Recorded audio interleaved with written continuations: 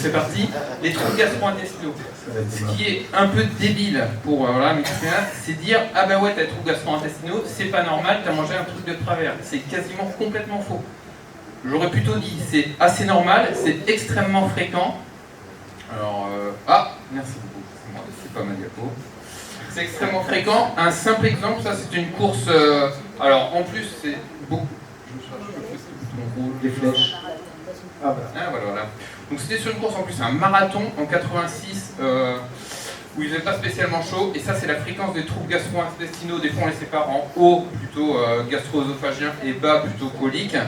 Et du coup, quand on voit, quand on court à faible allure, à moyenne allure et encore plus à très haute allure, la fréquence des troubles gastro-intestinaux qui sont plus fréquents chez les femmes que chez les hommes, qui sont en noir. Et par exemple, à forte allure pendant un marathon, 70% des femmes ont des troubles gastro-intestinaux bas et 40% des hommes. Donc c'est habituel, c'est physiologique. C'est physiologique, donc c'est normal. Deux, on voit par exemple sur un bike and run, bon là c'est au repos, là ils courent, là ils font du vélo, ils courent, ils font du vélo. Par exemple quand ils courent, c'est 25% de troubles gastro-intestinaux hauts sur un bike and run, donc un quart des garçons. Quand ils boivent de l'eau, c'est moins important que quand ils prennent des glucides. Donc c'est beaucoup plus important en course à pied. Pourquoi ? On le verra à la toute fin. Alors déjà, est-ce que c'est... Bon, c'est extrêmement fréquent. Encore une fois, c'est... En fait, par exemple, si on faisait une fibroscopie au bout de 40 ou 50 km à tous les trailers, ça saigne dans le tube digestif quasiment tout le temps. On détruit notre tube digestif. C'est pas grave pour une dame qui fait ah. Ce qui est grave, c'est de rester devant la télé. Et ça, c'est beaucoup plus grave. Les trailers, ne vous en faites pas, vieillissent bien. Ça va se péter, ça va cicatriser en une semaine. Donc vous en faites pas à long terme. N'ayez pas peur. On est en meilleure santé tous à faire de l'ultra-trail qu'à rester chez nous à regarder la télé, l'ultra-trail à la télé. Donc vraiment, n'ayez pas grave. Je vais vous donner des trucs qui affolent les médecins. Non mais c'est vrai. Le message est clair. Je fais rapide. Donc on peut se déshydrater. Ça c'est vrai que si on boit rien et tout, on peut se déshydrater assez rapidement. Et du coup, on peut ne pas finir. Parce que, en gros, moins de 4% du poids du corps, à un moment, on n'avance plus. Si on mange quasiment plus rien du tout non plus, à un moment, il va falloir des glucides, on ne va plus avancer. Donc il va falloir qu'on ait apporté des choses. Une perte de performance, voilà. Et puis du coup, à la toute fin, alors ça c'est vrai que ça peut concerner certaines femmes, de la hémiphérie-prime, on va perdre du fer. Pourquoi ? Alors l'âge va jouer, des pathologies digestives sous-jacentes, si quelqu'un a un ulcère, ça va jouer aussi, et ça, bien. Le niveau d'entraînement joue, plus on est entraîné, moins on en a, à peu près 2 fois moins pour quelqu'un de bien entraîné versus pas entraîné pour des facteurs extrêmement complexes. Le stress intervient, ça bloque un peu la digestion pour faire simple. L'intensité de l'effort intervient énormément, donc un truc simple, c'est au lieu de partir à fond, en fait on va moins vite. L'hyperthermie intervient, alors le conseil simple c'est il fait super chaud, va à l'ombre, rafraîchis-toi, ça va marcher aussi pour plein de traitements complexes. Les prises médicamenteuses, par exemple les INS, alors là le conseil c'est 0 INS, ça peut vous tuer, c'est vrai. Le lieu de l'effort, l'altitude ça peut jouer, nous on considère qu'à La Réunion on n'est pas en haute altitude, donc voilà.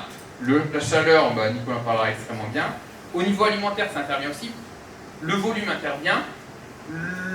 L'osmolarité et l'apport calorique total, en gros, quand on mange beaucoup, en gros, ça va bloquer la digestion, c'est assez simple. Du coup, on essaie de pas trop manger, mais si on mange rien, ça va pas passer non plus. Et puis, alors par exemple, les lipides ralentissent la digestion de manière simpliste, ça sert à rien pendant la course. Les protéines ralentissent aussi la digestion. Les glucides, c'est hyper important, mais ça ralentit aussi la digestion. Alors, quels sont les facteurs ? Pourquoi ? Alors, il y a des facteurs mécaniques. Donc déjà, il y a des vibrations quand on court. Il peut y avoir des ébranlements du côlon, notamment du sécom. Aussi, le psoas, il peut comprimer aussi le côlon et donner des troubles mécaniques. Il y a des phénomènes moteurs avec l'intensité de l'effort fait varier le péristaltisme intestinal. En gros, c'est les petites vagues qu'il y a dans le tube digestif et ça peut bloquer la digestion. À tous les niveaux, gastrique, œsophagien, colique. Des facteurs hormonaux complexes, les hormones c'est super compliqué. Des phénomènes ischémiques, c'est-à-dire que quand on court, d'ailleurs on le voit ici, surtout à la chaleur et surtout en étant déshydraté, le sang il va dans les muscles. En gros, quand on court vite à la chaleur, la perfusion, et du coup ça va dans les muscles et ça va plus dans les organes pas nobles. En gros, le cerveau, heureusement, il est toujours un peu vascularisé, le cœur aussi, sinon ça se passerait pas très bien, les muscles aussi, et le reste non. Du coup, le rein, le tube digestif est peu vascularisé, et du coup, il y a une ischémie, ça veut dire qu'en gros, il n'y a pas assez d'apport d'oxygène, parce qu'il n'y a pas assez d'apport de sang. Du coup, les organes souffrent, du coup, c'est pour ça que les cellules meurent. Et des fois, il y a un phénomène d'ischémie-reperfusion, on court vite à la chaleur, il n'y a plus d'apport d'oxygène, les cellules meurent, et puis après, on s'arrête, on boit, il y a une reperfusion, là, il y a de l'oxygène, il y a des radicaux libres pour des phénomènes chimiques complexes. Du coup ça bousille le tube digestif, du coup ça saigne, du coup tout ce qu'il y a dans le tube digestif qui est notre alimentation et toutes les bactéries, je crois qu'on a 100 000 milliards, ça passe dans le sang, et du coup ça fait des phénomènes d'ischémie-reperfusion, et ça favorise les nausées, les vomissements et tout ce qui vont avec. Du coup, faut pas aller à fond, s'arrêter d'un coup. Faut y aller tranquillou, mais il y a moyen que ça se passe pas bien. Donc des phénomènes ischémiques, des phénomènes infectieux, parce que si on a chopé une gastro parce qu'on a sucé son pouce qu'on avait mis dans le caca, et bien ça favorise les troubles gastro-intestinaux. La perméabilité, on en a parlé. J'ai fini sur les troubles gastro-intestinaux. Donc avant la course, il n'y a rien de magique, j'ai quand même mis des trucs, voilà. Cure de probiotiques, très discutable, parce que bon, voir un peu ce que ça fait, 100 millions de bactéries avec des probiotiques en plus, mais c'est intéressant pour la recherche. Régime sans fibres, parce que les fibres, ça peut ballonner un peu, et puis ça fait un apport d'eau. Bah, en gros, beaucoup de bon sens, tout ce qui passe pas, vous le prenez pas, et ce qui passe, vous le prenez. Et puis, repas 3 heures avant, on va pas rentrer dans les détails, on limite peut-être les efforts intenses, et les arrêts brutaux, on en a parlé, et du coup, on s'hydrate. Du coup, l'idée, c'est quand même le conseil de prendre de l'eau et du sucre en petite quantité régulièrement. Si on prend pas assez d'eau, pas assez de sucre, ça va pas bien se passer, et si on en prend trop, ça se passe pas bien. Du coup, pas trop chaud, pas trop froid. On essaie de voir un peu les boissons, on essaie de se renseigner un peu. Par exemple, 100 ml toutes les 10 minutes, c'est pas mal. On essaie de pas trop chauffer. On se débrouille. Et on stresse pas trop non plus, parce que le stress, ça peut ralentir la digestion. Aucun INS. Et le reste des médicaments, ça sert à rien, mais comme je suis médecin, je peux en parler. Voilà pour le trouble gastro-intestinaux. J'ai encore 2 minutes pour le dopage, c'est ça? Merci beaucoup. Du coup, sur le dopage, en gros, il y a un code. Le dopage, c'est ne pas prendre... il y a des substances qui sont interdites par l'Agence mondiale antidopage. Du coup, le dopage, c'est à partir du moment où on a pris la substance, que ce soit intentionnel, pas intentionnel, prescrit par le médecin, quoi que ce soit, ça s'appelle du dopage. L'Agence mondiale antidopage, elle dit, bon, si c'est un peu risqué pour la santé, si c'est contraire à l'éthique sportive, si ça augmente les performances, on dit que c'est du dopage. Et le reste, ça s'appelle pas du dopage. Mais du coup, ça s'appellerait des conduites dopantes. Par exemple, si j'ai pris 15 cafés avant le grand raid, parce que voilà, c'est pas sur la liste des produits dopants, du coup, c'est pas du dopage. Mais pour autant, ça peut favoriser les troubles du rythme, mais je peux même en mourir s'il est. Mais c'est ni bien ni mal, etc. Voilà. Du coup, il y a des trucs, et des fois, je fais pas exprès, genre je prends un spray nasal, ou alors, tiens, mais c'est arrivé, j'ai eu des hémorroïdes, enfin, pas moi, mais bon, c'est quelqu'un d'autre, j'ai eu des hémorroïdes. Il a mis des modes urinaires, et du coup, il y a un pauvre trailer, presque par son généraliste, qui avait des dérivés amphétaminiques dans sa crème hémorroïdaire, et du coup, il s'est fait choper et contrôler positif. Parce que c'était une substance interdite. Voilà. Donc voilà, donc dès que vous prenez un médicament, surtout les médicaments, les compléments alimentaires, en gros, sur Internet, c'est dangereux, surtout en muscu. Globalement, si vous prenez des compléments dans les magasins, je pense très sincèrement d'ailleurs que la plupart des compléments, enfin 100% les compléments ne servent à rien, vous les enlevez tous, ils vont finir à peu près dans les mêmes temps. Ou alors il y aura un effet placebo qui va jouer énormément, donc remplacé par autre chose. Mais en tout cas, tous les médicaments, vous allez sur le site de la FLD, il faut vraiment vérifier que ce ne soit pas sur la liste des produits dopants. Alors, en fait, on se demandait c'est quoi le dopage à La Réunion, parce qu'on va leur dire prenez pas de l'EPO, on est content, ça ne servira à rien. Si je dis ça pendant 10 ans, il n'y en a pas beaucoup qui vont en prendre et le faire. Donc qu'est-ce qui se passe à La Réunion? Du coup, on avait fait des études, on a regardé qu'est-ce qu'ils prennent, qu'est-ce qui peut être dangereux pour faire un peu l'état des lieux. Bon, il y a un tiers des gens qui partent avec des médicaments dans leur sac ou qui en consomment. Ils prennent plein de trucs qui ne sont pas efficaces, on va dire, et pas trop dangereux, du coup on s'en fiche un peu. Ils prennent du paracétamol, dans 2 tiers des cas, c'est pour lutter contre la douleur, pour avoir peur en fait d'avoir mal. Du coup, ils en prennent. Et là-dedans, il y a beaucoup, en gros 10 et 20% vont prendre des anti-inflammatoires. Les anti-inflammatoires, c'est vraiment pas bon, ça augmente l'insuffisance rénale, et Dieu sait si pendant la course on a besoin du rein pour fonctionner. Ça a un trouble hydroélectrolytique et cardiovasculaire, donc on peut mourir. Ça augmente l'hyperperméabilité intestinale, qui déjà n'était pas vraiment géniale. Ça augmente le cortisol. Le cortisol c'est catabolique, c'est une hormone de stress qui peut un peu faire perdre les muscles. Et du coup, vous qui êtes alors kiné, ça vous devez le savoir, ça empêche la cicatrisation tendineuse même.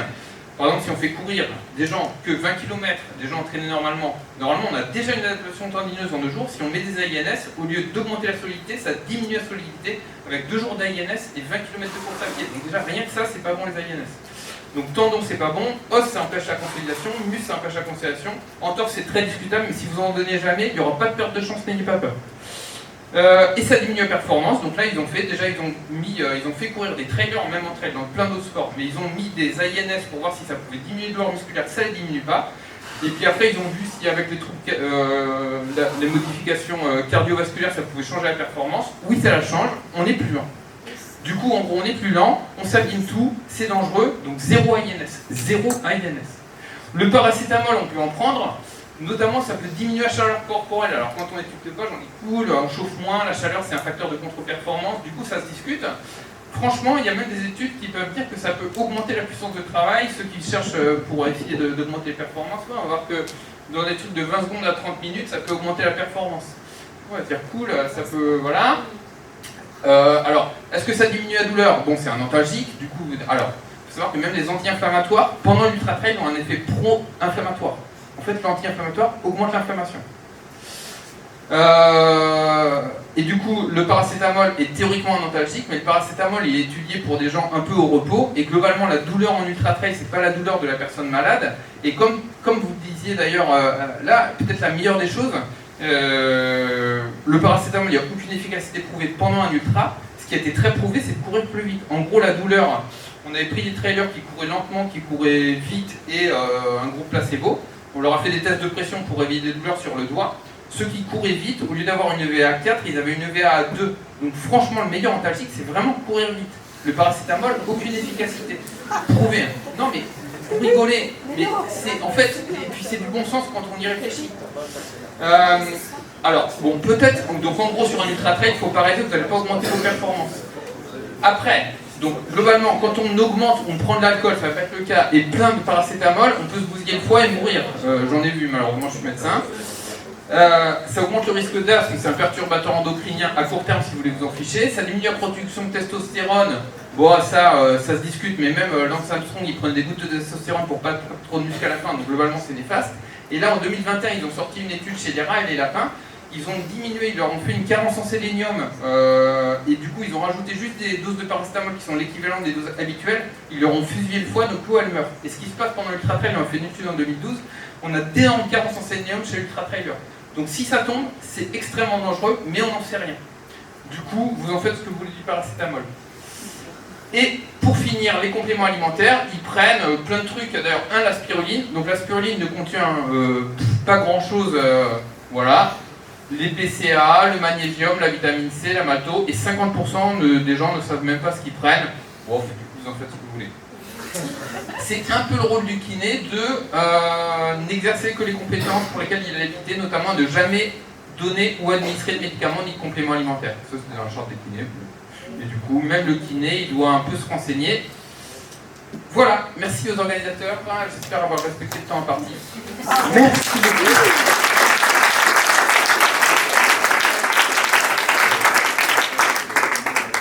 Je reprends une question qui nous est arrivée par Klaxoon. C'est Jérémy qui demande si les INS en crème sont compris dans ce que vous avez dit. On risque rien, ça sert à rien. Voilà. Par contre, alors c'est un effet placebo sur comment ça va évoluer. Il y a l'évolution naturelle de la maladie. En gros, vous avez mal, ça tombe 20 km plus tard, ça fera pas mal, ou ça fera plus mal. Les troubles gastro-intestinaux, ça va faire du yo-yo aussi, on ne sait pas trop. 2, il y a l'effet placebo. L'effet placebo, c'est un effet de guérison qui existe vraiment, qui est majeur dans certaines pathologies, notamment celle-là, et qui favorise la guérison.